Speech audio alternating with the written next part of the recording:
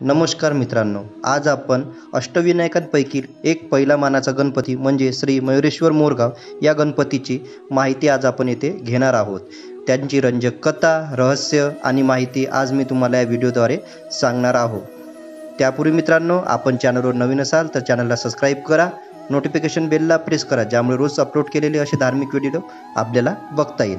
तर चला मित्रांनो, जाणून घेऊया श्री मयुरेश्वर मोरगाव गणपतीची माहिती। पुण्यापासून 55 किमी अंतरावर असलेल्या पुणे जिल्ह्याच्या बारामती तालुक्यातील मोरगाव या गावी करा नदीच्या काठावर श्री मयुरेश्वर मंदिर स्थित आहे। या परिसराला भूस्वनंदा या नावाने सुद्धा ओळखले जाते। मोरगाव याचा शब्दशः अर्थ मोरांचे गाव असा आहे। कोणे एकेकाळी या गावांचा आकार हा मोराप्रमाणे तर होताच, शिवाय येथे भरपूर प्रमाणात मोरांची वस्ती होती, म्हणून या गावाला मोरगाव म्हटले जाते। अष्टविनायक तीर्थयात्रेची सुरुवात ही या मंदिराच्या दर्शनाने केली जाते। आख्यायिकेनुसार मिथिला गंडकी नगरीचा राजा चक्रपाणी राज्य करीत होता। तो आणि त्याची राणी उग्रा हे मूल नसल्यामुळे दुःखी होते। त्या दोघांनी सूर्याची उपासना केली आणि आशीर्वाद स्वरूप राणीला दिवस गेले, परंतु त्या गर्भाचे तेज आणि प्रभा राणी सहन करू शकली नाही आणि तिने त्या गर्भाला समुद्रात सोडून दिले। त्यातून एका तेजस्वी पुत्राचा जन्म झाला। ब्राह्मणाच्या रूपात समुद्राने त्या मुलाला राजाच्या हवाली केले। समुद्रात जन्म पावल्याने राजाने आपल्या मुलाचे नाव सिंधू ठेवले। सूर्याची उपासना करणारा हा सिंधू जसजसा मोठा होत गेला तसतसा तो अधिकाधिक बलशाली होऊ लागला।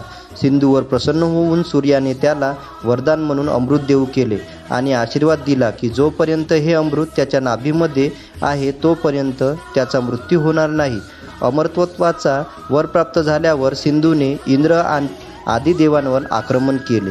त्याने सर्व देवांचा पराभव केला आणि त्यांना आपल्या तुरुंगात डांबले। मग उरलेल्या देवांनी गणपतीची प्रार्थना केली आणि त्याला असुर राजा सिंधूपासून त्यांना वाचवण्याची विनंती केली। त्यांच्या प्रार्थनांनी प्रसन्न होऊन गणपतीने त्रेतायुगात पार्वतीचा पुत्र म्हणून जन्म घेऊन सिंधू राक्षसाला ठार मारले। यासाठी गणपती मोरावर आरूढ होऊन पृथ्वीवर अवतरित झाला आणि याच ठिकाणी सिंधूचे मुंडके पडले। अष्टविनायक मंदिरांमध्ये हे सर्वात महत्त्वाचे देऊळ असून याला 4 प्रवेशद्वार आहेत। प्रत्येक प्रवेशद्वारावर प्रत्येक युगातील गणपतीच्या अवताराचे चित्र आहे।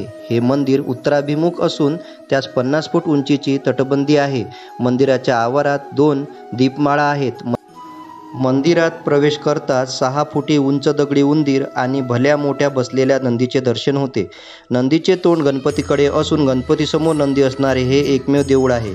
उंदीर आणि नंदी हे मंदिराचे जणू पहारेकरी आहेत। या देवळातील स्वयंभू गणपतीची सोंड ही डावीकडे वळलेली असून गणपतीच्या नाभीत आणि डोळ्यात हिरे जडवलेले आहेत।